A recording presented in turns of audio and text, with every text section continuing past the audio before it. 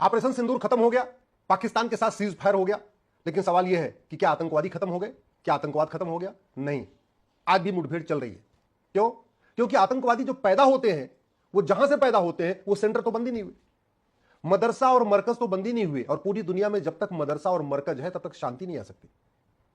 इसलिए मैं पहले भी कह चुका हूं, हेट स्पीच को डिफाइन करना चाहिए, और जितनी भी रिलीजियस किताबें हैं, जितनी भी मजहबी किताबें हैं, सबको रिव्यू करना चाहिए, सबकी समीक्षा होनी चाहिए। अगर हम वास्तव में आतंकवाद को रोकना चाहते हैं तो जो भारत में मदरसा, मैकाले, मिशनरी एजुकेशन सिस्टम चल रहा है, इसको खत्म करके हमें वैदिक गुरुकुल शिक्षा व्यवस्था लागू करना पड़ेगा। नहीं तो कभी हम ऑपरेशन सिंदूर करेंगे, फिर कभी ऑपरेशन पराक्रम करेंगे, एक के बाद एक दूसरा हम ऑपरेशन करते रहेंगे, लेकिन आतंकवाद खत्म नहीं होगा। हमें इस बात को पूरी तरीके से समझना होगा और पूरी दुनिया को समझाना होगा कि मरकज और मदरसों के रहते दुनिया में शांति नहीं आ सकती, क्योंकि वहां इंक्लूसिव एजुकेशन सिस्टम नहीं है ना। वहां मदरसा और मरकज में वसुधैव कुटुंबकम नहीं सिखाया जाता, मदरसा और मरकज में जननी जन्मभूमिश्च नहीं सिखाया जाता, मदरसा और मरकज में सर्वमंगल मांगल्य नहीं सिखाया जाता, मदरसा और मरकज में सर्वे भवन्तु सुखिनः नहीं सिखाया जाता।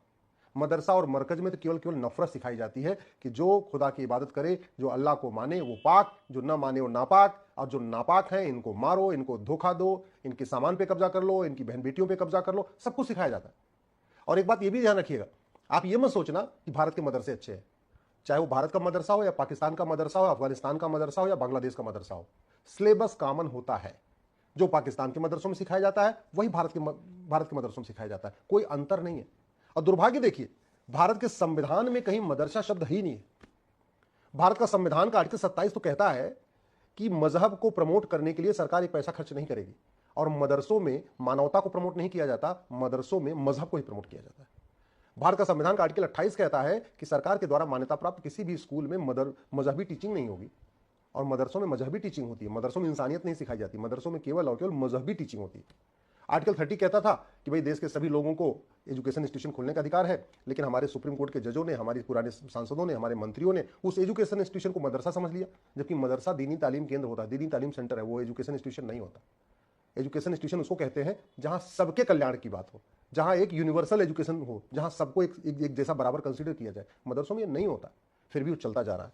समाधान क्या है? समाधान ये है कि अगर हम भारत को बचाना चाहते हैं तो सबसे पहले समान शिक्षा लागू करनी चाहिए। भारत को हम बचाना चाहते हैं तो मजहब के आधार पर जितने नियम कानून चल रहे हैं इन सबको खत्म करके समान नागरिक संहिता लागू करना चाहिए। भारत को बचाना चाहते हैं तो एक समान धर्मस्थल संहिता लागू करना चाहिए, धर्म और रिलीजन को स्पष्ट करना चाहिए, धर्म और रिलीजन के अंतर को बाकायदा स्कूल के सिलेबस में शामिल करना चाहिए, और एक समान धर्मस्थल संहिता लागू करनी चाहिए। अगर हम भारत को बचाना चाहते हैं तो समान जनसंख्या संहिता, यूनिफॉर्म पॉपुलेशन कोड तत्काल लागू करना चाहिए। हम दो हमारे दो तत्काल लागू करना चाहिए। अगर हम भारत को बचाना चाहते हैं तो सबसे पहले हमें कानून का खौफ पैदा करना पड़ेगा। भगवान श्री राम ने कहा था भय बिन होय न प्रीत, भगवान कृष्ण ने कहा था सठे साठ्यम समाचरित, हमारे दादा परदादा कहते थे लोहा लोहे को काटता है, लेकिन हमने कानून का खौफ पैदा ही नहीं किया। कानून का खौफ तब पैदा होगा जब जस्टिस विद इन ईयर होगा, और जस्टिस विद इन ईयर तब होगा जब यहाँ one nation one police code होगा, one nation one judicial code होगा, one nation one administrative code होगा, one nation one evidence code होगा। जस्टिस विद इन ईयर तब होगा, फटाफट मुकदमों का फैसला तब होगा जब झूठ गंभीर अपराध होगा, झूठी जांच, झूठी एफआईआर, झूठी गवाही, झूठा वकालतनामा, झूठा एफिडेविट, ये गंभीर अपराध होगा। जस्टिस विद इन ईयर तब होगा, कानून का खौफ तब पैदा होगा जब झूठे डॉक्यूमेंट बनाना और बनवाना ये गंभीर अपराध होगा। झूठा Aadhaar, ration card, driving licence, voter ID, birth certificate, जो भी डॉक्यूमेंट है, इनको फर्जी डॉक्यूमेंट बनाना और फर्जी डॉक्यूमेंट बनवाना गंभीर अपराध होगा। तब जाके भारत सुरक्षित होगा। नहीं तो ऑपरेशन सिंदूर होगा, फिर उसके बाद फिर कोई और ऑपरेशन करना पड़ेगा, फिर कोई और ऑपरेशन करना पड़ेगा, ये चलता रहेगा।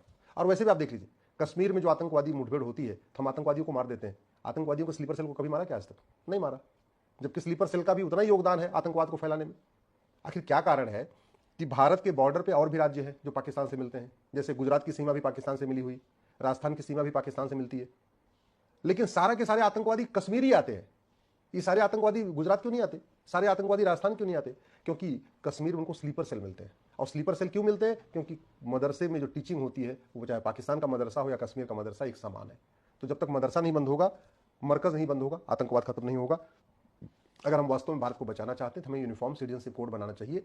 जासूसों को, गद्दारों को, स्लीपर सेल को, आतंकवादियों की मदद करने वालों को, जिहादियों की मदद करने वालों को, इनकी नागरिकता खत्म करने के लिए प्रावधान करना पड़ेगा। अगर हम भारत को बचाना चाहते हैं तो हमें 100 रुपये से बड़ी नोट बंद करना पड़ेगा, हमें 5,000 रुपये से महंगे सामान का कैश लेन देन बंद करना पड़ेगा।